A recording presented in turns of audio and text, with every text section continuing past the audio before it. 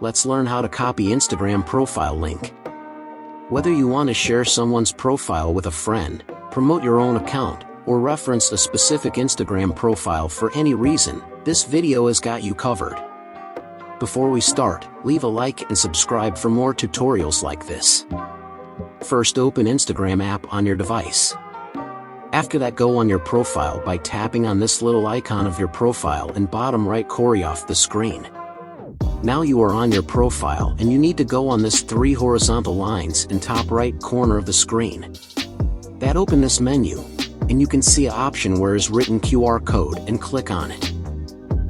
This biggest icon is QR code and your friends can scan it and on that way find you, but we are interested in that. So in the bottom of QR code you see copy link, and you are copied link of your profile. So thanks for watching, see you in the next video, goodbye.